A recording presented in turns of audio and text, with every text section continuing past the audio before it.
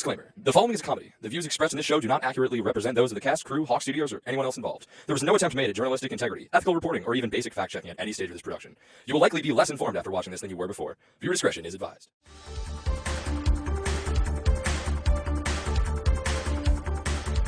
Hang in there, Hawks. Reporting from Hawk Studios, I'm coping. Just kidding. I'm Elizabeth Adams. It's February 22nd, and if you close your eyes and believe hard enough, it might be February 22nd for you too. Hawk Studios is springing into this semester by deciding to start a news show. A nice, uplifting news show. So, we're bringing students the news they need to keep hanging on. Following the recent renovation of a Wasting Hall, Mohonk will now be closed for construction. Now, we understand the frustration students may feel about their pathways being closed for an undisclosed amount of time.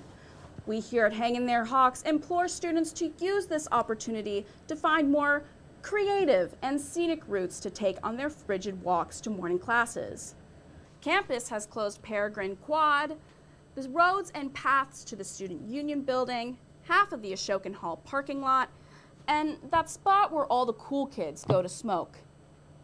The third floor of the sub will also be under construction to provide higher quality amenities to its commuter students, upgrade the offices for faculty members, and everybody's favorite, asbestos removal. Yum. Tastes almost as good as Sodexo's vegan options. For those who don't know, asbestos was used to insulate buildings until we found out it's used to give people mesothelioma.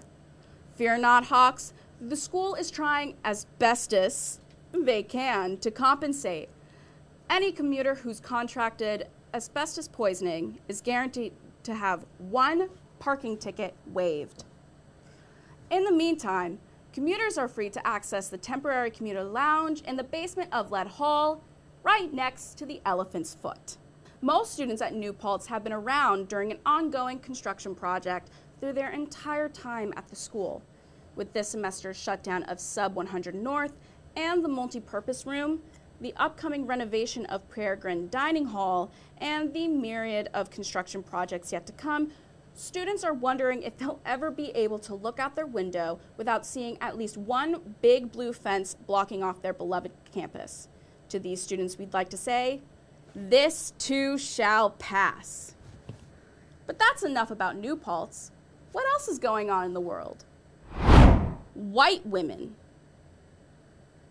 Everywhere. We're horrified to learn earlier this week that the Stanley Cup, this year's trendy water bottle, uses lead in its manufacturing process.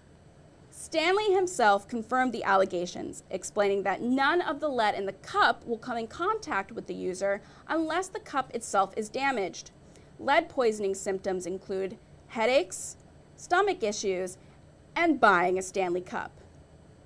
In unrelated news, Stanley Cups can be purchased in the temporary commuter lounge. A New York City man was sentenced to probation after he was caught smuggling 3 pythons from Canada down his pant leg. Hey, it happens to the best of us. A python fell out of my pants in the middle of a class presentation once. Now I'm not allowed in most of the buildings here.